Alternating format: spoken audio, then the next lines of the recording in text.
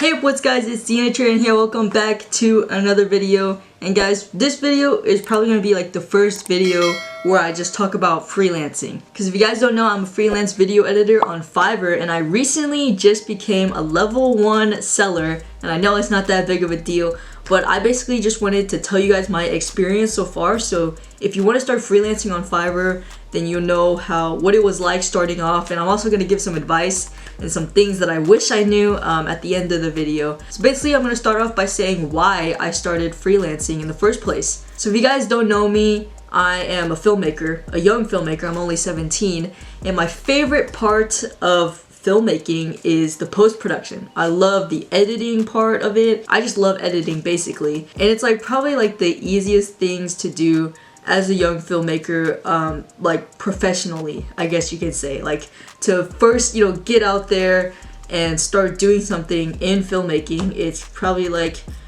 video editing, because you can just do that from home. I really loved editing videos, and I wanted to do something where I could edit videos, and so I started looking for jobs and stuff, internships, volunteer opportunities, anything I could find. And I found that a lot of job opportunities, they require you to be at least 18 or older or have a high school diploma, and that was really annoying. I have so many job opportunities that I could have applied for, but I couldn't because I wasn't old enough, or because I'm still in high school. So it became super annoying. So I found this thing called freelancing. I had no idea what it was until this year, and I was like, I'm gonna try it out, and it worked. I was able to get some gigs on Fiverr. So anyways guys, that's basically how I started freelancing and why I started freelancing, because people, they don't really care about your age. They will just pick you to edit your videos if you're good at editing videos.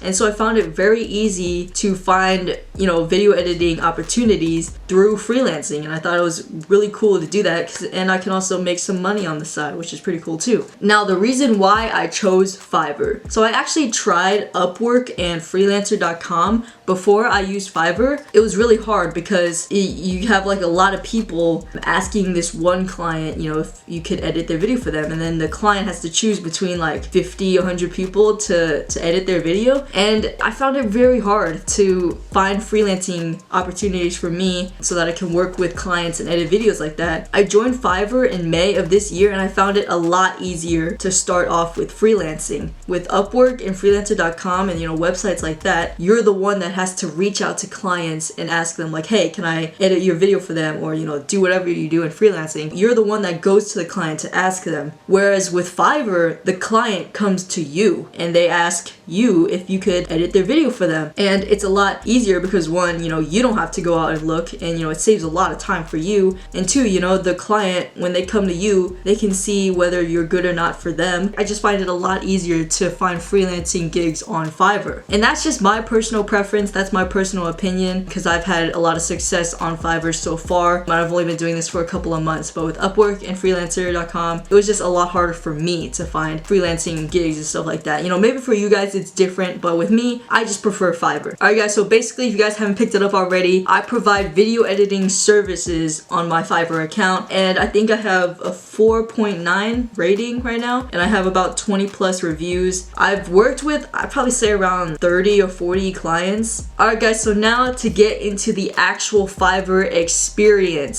So first, starting off, I'll admit I wasn't getting any clients coming to me. I know I wasn't getting any buyers coming to me for like the first solid month, I'd say. I started off in May, and I didn't get my first client until the end of June. So it literally took like a whole month for me to get my first gig. And it was literally just a $5 gig. It wasn't even that much money. But once you guys get your first gig, the first gig is all you need, and then clients are just gonna start rolling in like crazy. After I got my first client, after I finished that order, a whole bunch of people started coming to me for my gigs. And I remember like at some points I would have like 6 active gigs all at once. It was crazy the amount of people that were coming to me to edit their videos. And like I said guys, the first month, nothing. Absolutely nothing. Alright guys, now time to talk about the clients. Good clients and bad clients. So I'd say a lot of my clients, they've been pretty good. You know, they have clear instructions for me. They provide all the video clips for me that I need. It's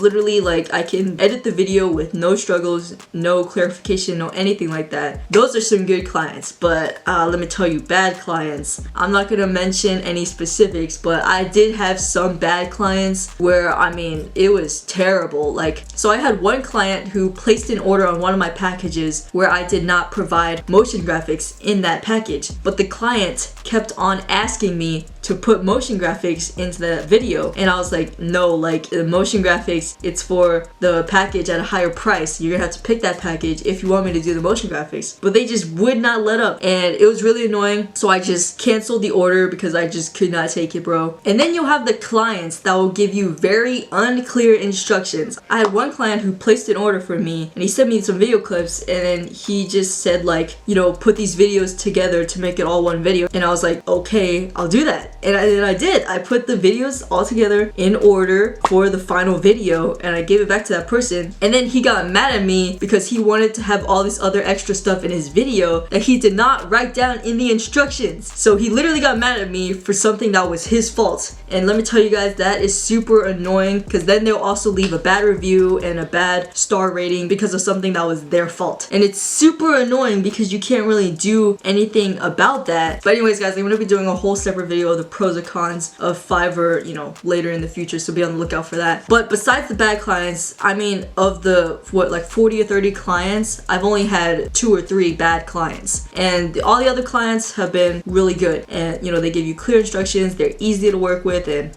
I like those clients. And I mean, with freelancing, you are going to get bad clients at some point in your freelancing career. Like, that's just something that's gonna happen. And I mean, and that's with any job. You could get bad coworkers, bad customers, you know, and that's just the world we live in. And you just gotta deal with those people, you know what I'm saying? But anyways, guys, enough with the clients. I'll probably do a separate video about the specific experience that I've had with clients in another video. So if you guys like seeing like freelancing videos like this, then just let me know down in the comments. So now I'm gonna talk about some of the things that I've learned that I wish I would have known when I started freelancing on Fiverr. So one thing that I learned is canceling orders does hurt you. With that first bad client that I mentioned, I did cancel her order, but it did affect me in a negative way because it's gonna have that order as uncompleted. So that is gonna affect your order completion rate, percentage, whatever you call it. But after each evaluation period, like after I became a level 1 seller, that thing went back up to 100%, so it's all good there. But yeah, guys, just keep in mind, if you cancel orders with a client, that is going to affect you. Something that I also learned is that if one of your buyers requests revisions from you, like in the little time thing, like how much time you have to deliver your work, if it says late, it's not actually late. If you guys deliver your work before the original deadline, then you're good. If it says late, just ignore that. It's not actually late, and it's not going to affect you. You know, revisions, they give you time to, you know, obviously make the revisions that the client is requesting for. Alright guys, now I'm going to wrap up this video with some advice that I have for you guys. If you guys are wanting to start freelancing on Fiverr, I would say one is just be patient. I mean, just be patient. If you're not getting clients in a while, you're going to get one eventually. I mean, if you provide good services, if you provide something that people are looking for, people are going to come to you. Like I said, it took a whole month for me to get my first client, and you know, during that whole time, you just have to be patient, you know, just be patient. 2, I would say to avoid bad clients as much as possible. Make sure to provide in your gives, like the frequently asked questions, make sure to say that you should message before they place the order. It's super important, guys, for them to message before you place the order. And I mean, that's on the sellers and clients, whether they want to do that or not. But make sure to write somewhere in your gig for them that it's highly recommended to message you before the order. That way you guys can talk about what this buyer is wanting before they place the order, to make sure that you have the time and you are okay with going through with that order and doing whatever they want you to do. Trust me, guys, that helps a lot, relieve a lot of stress, and avoid bad clients as much as possible. The last thing I would say is make sure that you have the time to provide these freelancing services to these clients, because if you don't have the time, then you can just pause your gigs. You know, you can literally just pause your gigs and you won't get anybody coming to you and placing orders. You know, if you go on like vacation or something, or if you have a lot of, you know, you don't have that much room in your schedule, you can just pause your gigs, because because if you don't, then people are gonna come to you, and if you don't deliver the work in time, it's gonna hurt you a lot. But anyways, guys, my overall experience, like, I love Fiverr. I've been pretty successful on Fiverr. I'm a level 1 now, and once I get to level 2, I might do another video like this. I don't know, we'll see. But yeah, guys, that's pretty much all I got for this video. So hope you guys all enjoyed it. If you guys like these videos where I talk about freelancing or Fiverr or anything like this, just let me know down in the comments. But anyways, guys, that's all I got for you guys for this video. Hope you guys enjoyed it, and as always, guys, never stop dreaming, and I'll see you guys in the next one.